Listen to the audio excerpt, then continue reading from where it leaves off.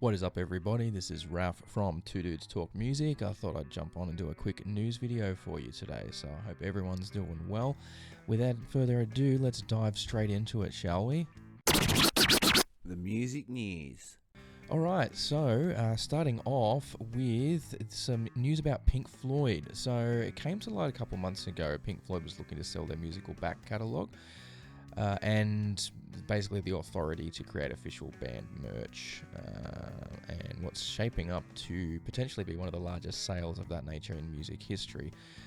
Essentially it was May when rumours started going around about that, and since then more details have come out. It's looking like the band is after about £400 million for those rights and for that back catalogue. Apparently lots of labels are interested. I mean, who wouldn't be? It's fucking Pink Floyd. So you're talking Sony, Warner, BMG, and many more have all said to express interest in it. Now, what is interesting is this deal would include the right to the recorded music, but not music publishing rights. Now, without getting into it, there's all sorts of little different parts of rights when it comes to recording and distributing music and making money off of that. So, yeah, look, that's interesting. Curious to see how that one plays out. As I said, it's looking like about £400 million, so that probably comes out to like 600 or 700 million Australian dollars. Very curious to see where that lands and what they do with it. So in following on from a story that we had in our last news video regarding the Raising Their Voices report, if you saw that, you'll recall how horrific the state of the music industry is when it comes to bullying and sexual assault. So essentially where we're at now is the chief executive for APRA AMCOS. That's one of the bodies that oversees distribution of some of the royalties from the music industry, and also advocates a lot for, you know, rights for performers and things like that.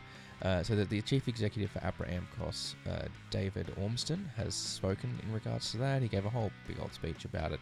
Essentially, he's agreeing with a lot of recommendations in the report, calling for the formation of an industry body, something akin to the organisation Screen Australia, in order to help promote change and oversee some of the changes that the report recommended implementing.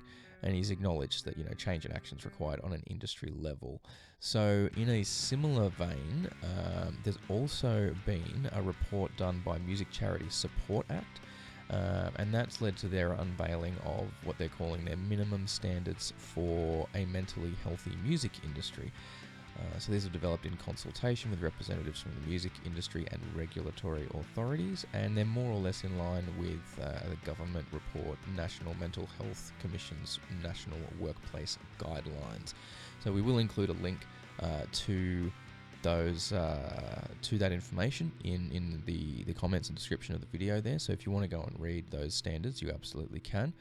But yeah, I just thought it'd be nice to bring that one up again, mention that there's, you know, more discussions around that, and that there definitely is change being pushed for to try and improve the state of these things in the music industry. It's just unfortunate. It's just going to take a long time for us to get there, I think. Fans of the Canadian rock band Kittie will be really excited to hear, if they didn't know already, that the band has played their first live show in 5 years at the Blue Ridge Rock Festival in Virginia in the US.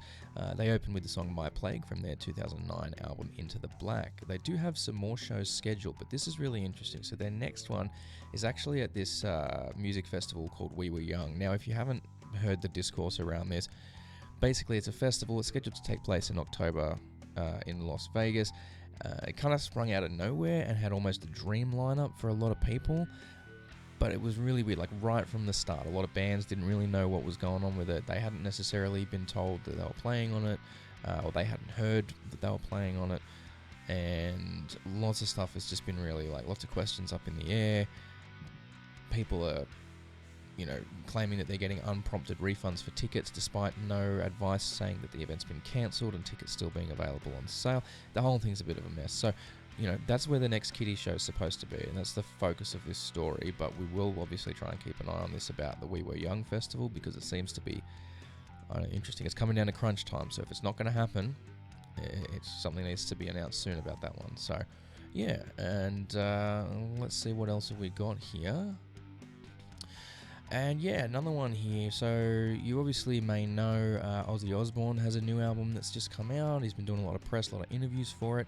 In one particular interview with Kerrang! Magazine, talking about this new album, which is called Patient Number 9, he confirmed there will 100% be no more Black Sabbath albums, at least not with him involved anyway.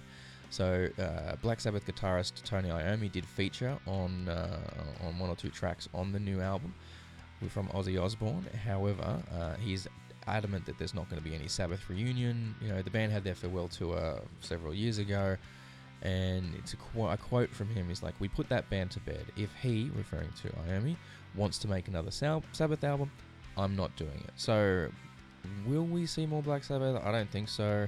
Essentially, from what I can gather from this interview, he's basically saying that, you know, Tony Iommi is like kind of owns, or not owns, but, you know, if he wants to do more Black Sabbath albums, he can do more Black Sabbath albums. But Ozzy Osbourne's just going to kind of do his own thing for now until he eventually hangs it up. So that's all the news that we've got for you today. Moving on to This Day in Music. This day in music. Alright, this day in music, we're talking the 12th of September. So, on this day in 1966, NBC aired the very first episode of the Monkees TV show, which ultimately ran for a total of 58 episodes. In 1987, Michael Jackson started his Bad World Tour that kicked off in Tokyo, Japan. By the end of the tour, he played 123 dates and performed to over 4 million fans across 15 countries. On this day in 1989, Aerosmith released their 10th album, Pump, which featured Love in an Elevator and Janie's Got a Gun, I should say. On this day in 1990, Stevie Nicks and Christine McVie announced they would be leaving Fleetwood Mac at the end of the band's current tour.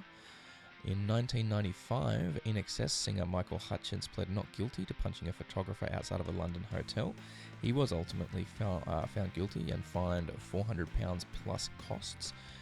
On this day in 2006, J.K., singer for Jamiroquai, was arrested and cautioned for common assault following an altercation with a photographer, once again, outside a London nightclub. 2007, surviving members of Led Zeppelin announced they would reform to perform a tribute concert in dedication to Atlantic Records founder Ahmet Ertegun, and the role of drums would ultimately be filled by John Bonham's son. 2008, Kanye West was arrested on suspicion of vandalism after getting into it with a photographer at LA International Airport. I swear to God, whatever it is about this state, there's lots of photographer shit, so don't blame me. That just seems to be how it is. And on this day in 2017, legal action was filed against music producer Mark Ronson over alleged copyright infringement for the 2014 song Uptown Funk.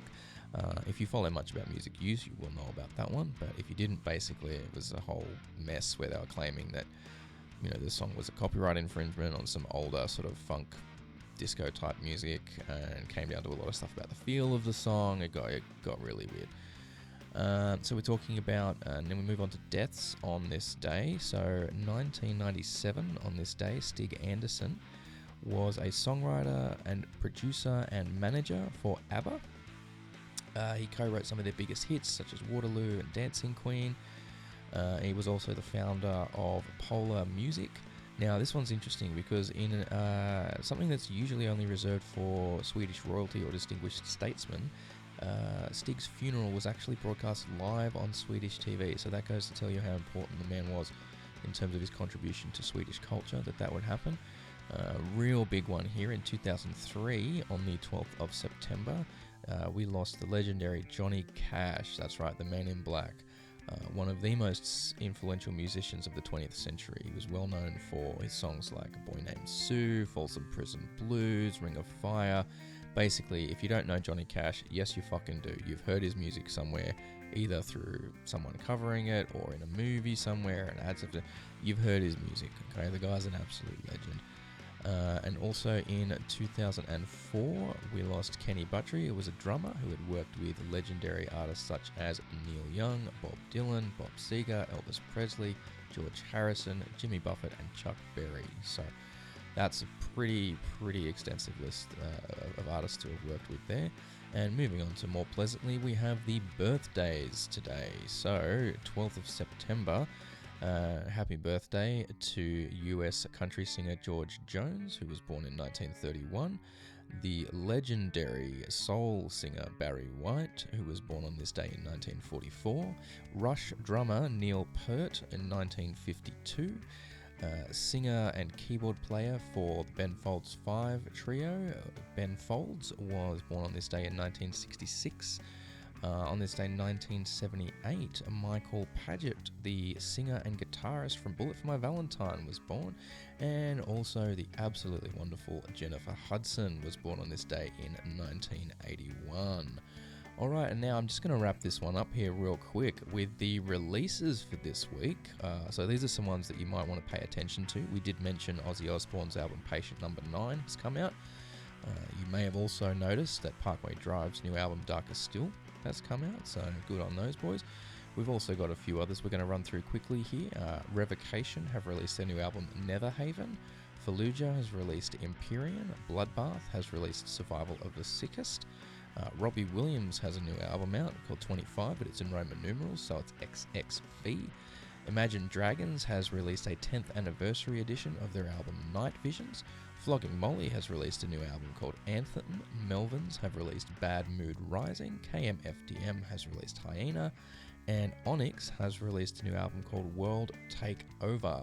So those are some amazing releases coming out this week. Either have already come out or are going to come out shortly, so make sure you keep an eye out for those ones. So sorry guys, just realised as I was finishing up, I was editing the video, I realised I forgot to do a What's Coming Up segment. So, what we've got coming up for you, oh my god, on the next podcast, which is not this week, it's not this Thursday, it's the Thursday after, we got Acid Cherry, that's right, Brisbane band Acid Cherry are coming on. Those girls are amazing. We're going to be talking all about the stuff they've been doing and the moves they've been making and what they've got coming up, so make sure you don't miss that one. In addition to that, my band Skunkbone, we do have a couple of shows coming up this weekend. We are playing Friday night at Tomcat in Brisbane, that's free entry, and we are also playing at 11 Dive Bar, Sunny Coast, so if you're around those areas, come along, come to the gigs and say hi. We're jumping on, these are shows with Feed the Fire, they're an Adelaide band, they're doing some touring in Queensland at the moment, they're absolutely fucking amazing, so come out to one of those shows. And even if you don't, look, just make sure you treat yourself alright, make sure you look after the people around you, because the world's a bit fucked these days, so stay rad legends and I'll catch you later.